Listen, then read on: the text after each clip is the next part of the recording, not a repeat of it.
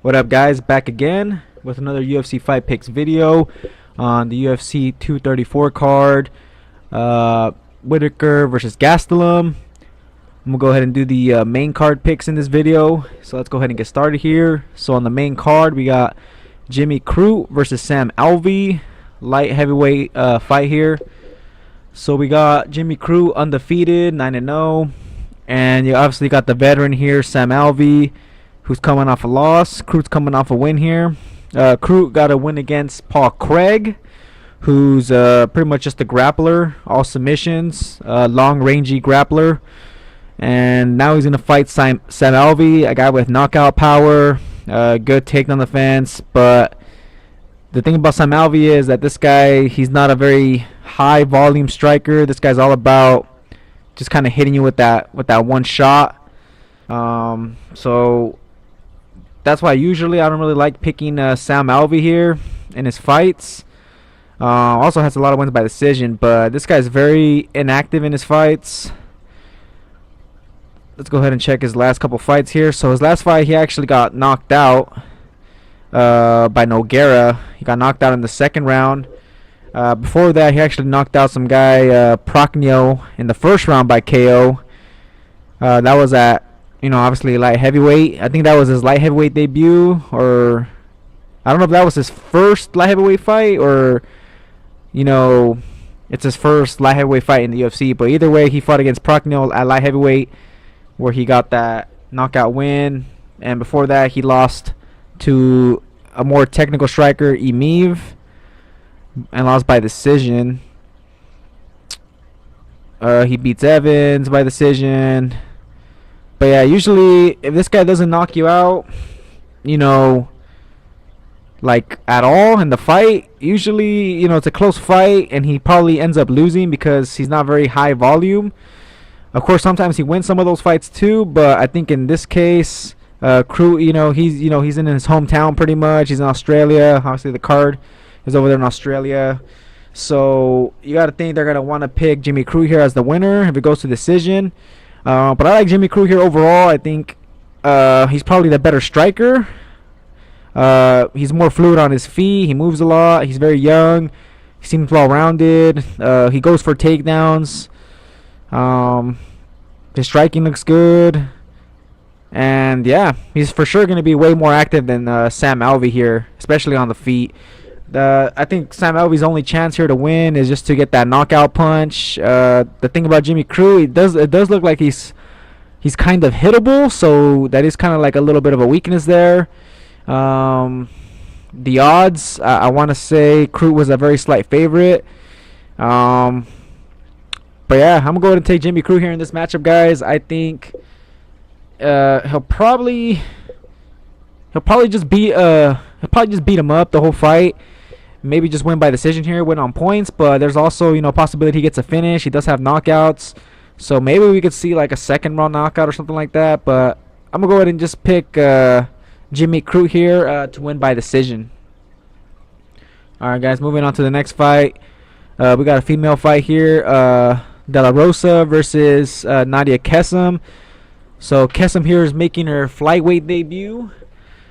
She was fighting at strawweight, and her last fight was against Alex Chambers, and that was also like in late 2017. So I mean, it's been like a year and a half or something like that since we last saw her fight. So I don't know if she made a lot of improvements or whatever, but obviously now she's up a weight class. Like, she's fighting against De La Rosa, who's coming off a win against Ostovich. So De La Rosa is a very good grappler. Pretty much all her wins are by submission. Kesem is just a striker, but her takedown defense sucks from what I've seen in that last fight. Of course, that was like a year and a half ago. Maybe she made improvements, but De La Rosa here is the favorite. I'm gonna go ahead and just take De La Rosa here in this matchup. I think she's probably, while for sure she's the more experienced fighter, she's also the way better grappler. And I'd say overall she's just a better fighter. So I'm going to go ahead and just take Rosa here. And I could actually see her getting a finish. I'm going to go ahead and say like a second round submission, because I've seen Alex Chambers take, Nadia down pretty easily. So, yeah, I think De La Rosa here should be able to exploit that weakness. And also, De La Rosa's here like the natural flyweight. Whereas Kesem is, she's now moving up from strawweight, so she's obviously the smaller girl. So yeah, I feel pretty confident that De La Rosa gets the win here. Second round submission. Alright guys, moving on here to the next fight. We got Rana Yaya versus Ricky Simon. So both these guys coming off wins. Obviously Rana Yaya, if you guys aren't familiar with, very good jiu-jitsu. Tons of wins by submission. Let me check his last fight here. Oh yeah, actually he beat Luke Sanders by obviously by submission. I beat him in the first round. Before that he beats Doan by submission, third round, beats Briones. His last loss was to Soto, someone that was able to kind of cancel out the submission game, because Soto also has pretty good jiu-jitsu himself. Let's go back over here. So Ricky Simon, this guy seems like kind of like an all-around type of guy. He only has one loss here, looking at his record. So I said it was 10-1, but right here it says 14-1. But anyways, and the UFC, obviously, as you guys can see, he has not lost. Coming off a win against Jackson, where he used that wrestling to pretty much just kind of grind him down. So this guy's kind of like a grinder. Kind of a good wrestler. His striking's obviously getting better and whatnot. Kind of similar to Yaya. They want to take the fight down to the ground. Simon's obviously a grappler. Simon's obviously more like a wrestler grappler compared to Yaya, where he's more of a submission grappler, trying to go for that submission. So I expect the fight to be kind of on the feet. Yaya is obviously very good on the ground. So if it gets there, obviously he's going to get the advantage there. But I think Simon here is going to be able to keep it on the feet. And yeah, I got him winning here by decision. Just kind of, picking his spots, staying out of the ground, and just beating Yaya on the feet. So yeah, Simon by decision. Alright, here we go. We got the co-main event. Adesanya versus Anderson Silva. So it's been like a while already since we've seen Silva fight. His last win was against Derek Brunson, and Adesanya is also coming off a win. I want to say it was against Brunson also, but let me check. So yeah, this should be a pretty good fight. Should be entertaining. Two strikers. And yeah, see, he did get a knockout against Derek Brunson. Just, pretty much starched them. So Adesanya has been looking pretty good. He's undefeated. Very good. Very good striker. Long and rangy, just like Silva. So this, a lot of people are saying this is kind of like the passing of the torch. Probably will be. Adesanya is a huge favorite. Last I checked, it was like negative 700 something. So yeah, guys, obviously I'm going to go ahead and pick Israel here to win the fight. We could see a finish here, or he could show some respect. But by the way he's talking, he's saying he's gonna show Silva his respect by going out there and trying to finish him.